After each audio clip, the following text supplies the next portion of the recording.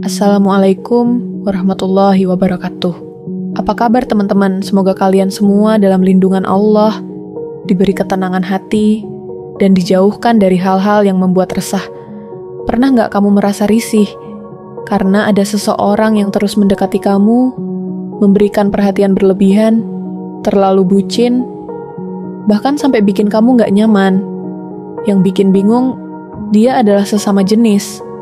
Kamu udah menghindar, udah cuekin, tapi dia makin keukel. Dan di saat itu, kamu hanya bisa diam dan bertanya, kenapa sih dia kayak gitu?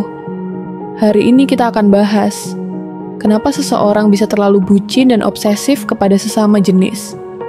Dan gimana cara menyikapinya dengan bijak, tanpa menyakiti, tapi juga tanpa membiarkan diri kita tersiksa. Kenapa perasaan berlebihan ini bisa terjadi? 1. Trauma atau kekosongan emosional.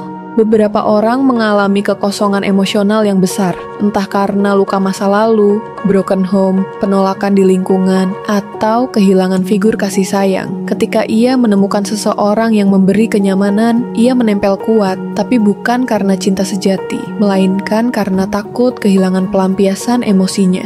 2. Rasa sayang yang salah arah.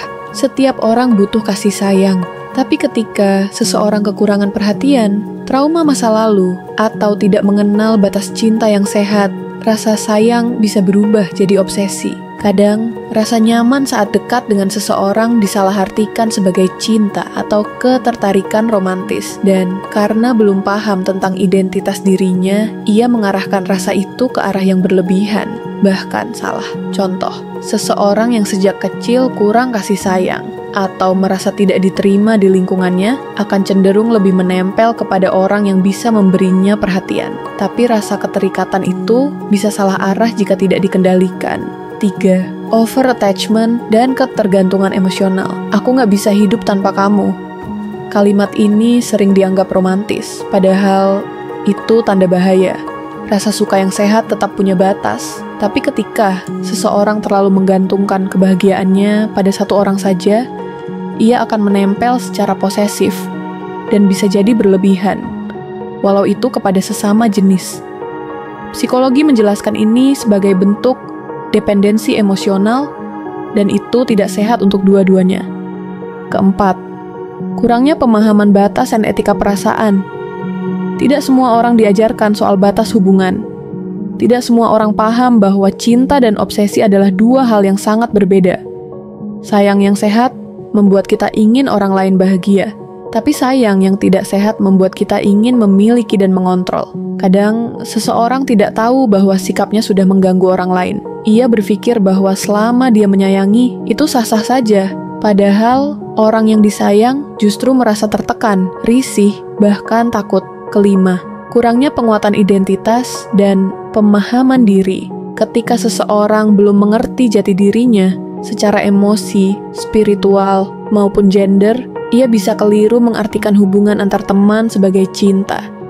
Padahal, mungkin itu hanya rasa nyaman, rasa kagum, atau kekaguman sesaat yang dibesar-besarkan. Bagaimana cara menghadapinya? 1. Berani menetapkan batas, tegas, tapi tetap sopan. Perasaan tidak bisa dikendalikan orang lain, tapi respon dan tindakanmu bisa membentuk batas. Kalau kamu merasa tidak nyaman, sampaikan langsung. Jangan diam karena takut melukai perasaannya. Jangan biarkan rasa nggak enak hati membuat kamu terus terjebak. Kalau kamu sudah merasa terganggu, sampaikan dengan tegas bahwa kamu tidak nyaman. Contoh kata-kata, aku rasa hubungan kita udah nggak sehat. Aku nggak nyaman diperlakukan seperti ini. Maaf, aku harus jaga jarak dulu. Atau, aku menghargai kamu sebagai teman, tapi aku merasa tidak nyaman dengan perhatianmu yang terlalu berlebihan. Aku harap kamu bisa memahami batasnya. Tegas bukan berarti kamu jahat. Itu bentuk perlindungan terhadap dirimu sendiri. 2. Jaga jarak secara emosional dan fisik. Kadang kamu nggak butuh konfrontasi keras, tapi kamu bisa perlahan. Hindari komunikasi terlalu intens. Tidak lagi membalas pesan dengan cepat. Tidak merespon drama atau pancingan emosi. Tidak membalas perhatian dengan sikap terlalu hangat. Jangan beri sinyal ambigu, misalnya terlalu responsif atau membalas perhatian dengan hangat kalau kamu memang tidak ingin didekati.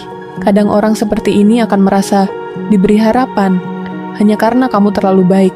Maka, kebaikan pun perlu batas. 3. Libatkan orang ketiga kalau perlu.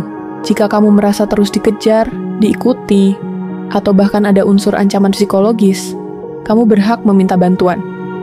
Teman dekat, orang tua, guru konselor, atau pihak berwenang bila sudah terlalu ekstrim.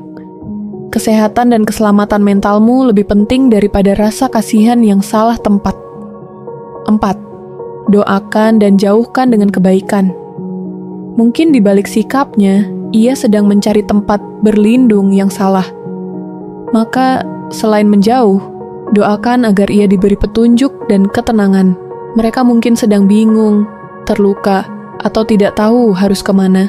Tapi bukan tugasmu untuk menjadi penyelamat yang terluka bersama.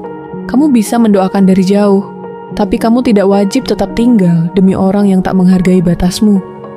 Teman-teman, rasa sayang itu indah jika ditempatkan di tempat yang tepat.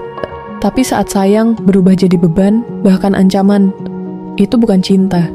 Itu adalah penjara emosional yang halus tapi menyakitkan. Kamu berhak memilih tenang. Kamu berhak menjaga diri.